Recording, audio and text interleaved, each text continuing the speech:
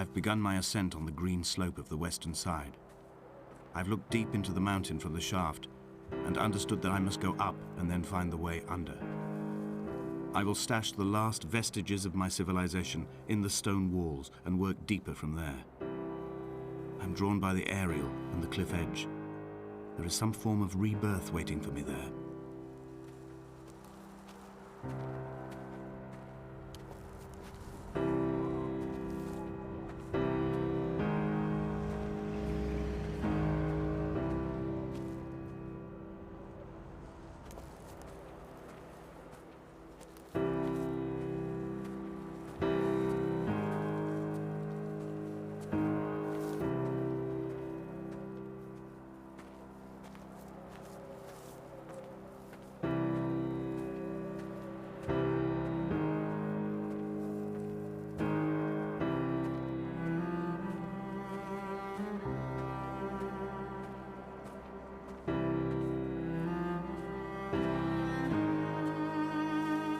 The bothy was constructed originally in the early 1700s.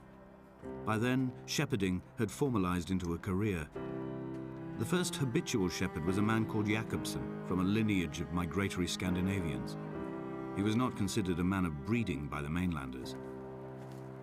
He came here every summer whilst building the bothy, hoping eventually that becoming a man of property would secure him a wife and a lineage. Donnelly records that it did not work. He caught some disease from his malcontented goats and died 2 years after completing it. There was no one to carve white lines into the cliff for him either.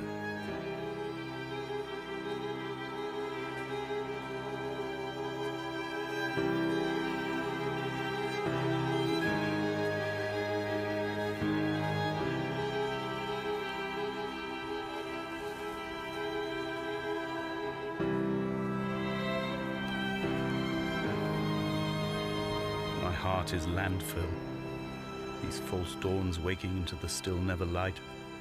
I sweat for you in the small hours and wrap my blankets into a mass. I've always heard the waves break on these lost shores, always the gulls forgotten.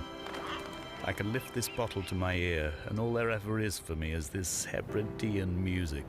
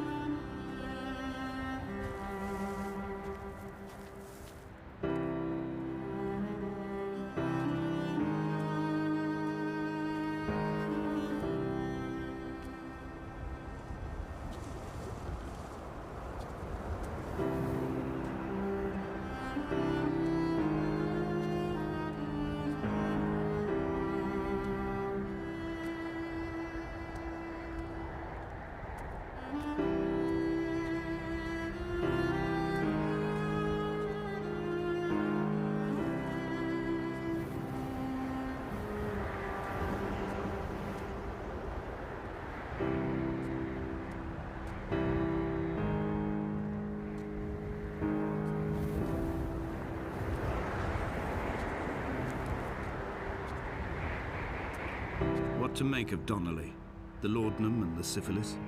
It is clearly not how he began, but I've been unable to discover if the former was a result of his visiting the island or the force that drove him here. For the syphilis, a drunk driver smashing his insides into a pulp as he stumbled these paths, I can only offer my empathy. We're all victims of our age. My disease is the internal combustion engine and the cheap fermentation of yeast.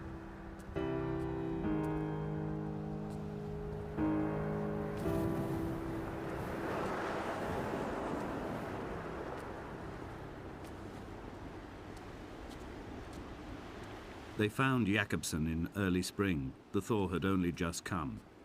Even though he'd been dead nearly 7 months, his body had been frozen right down to the nerves and had not even begun to decompose. His fingernails were raw and bitten to the quick. They found the phosphorescent moss that grows in the caves deep under the nails. Whatever he'd been doing under the island when his strength began to fail is lost. He'd struggled halfway up the cliff again, perhaps in a delirium, perhaps trying to reach the bothy's fire before curling into a stone and expiring.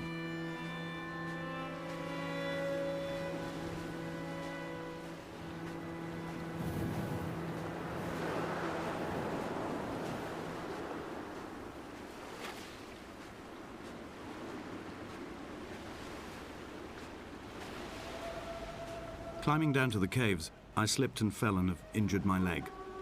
I think the femur is broken. It is clearly infected.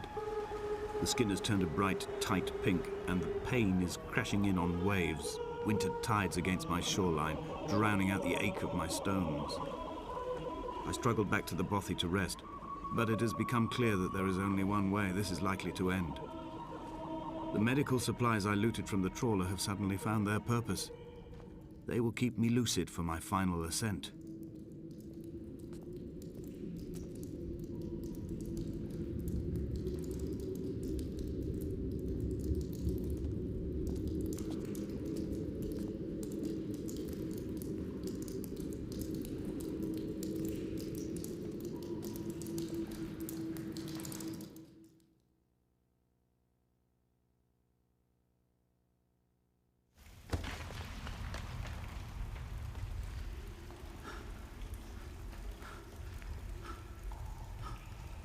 Donnelly did not pass through the caves. From here on in, his guidance, unreliable as it is gone from me. I understand now that it is between the two of us, and whatever correspondence can be drawn from the wet rocks.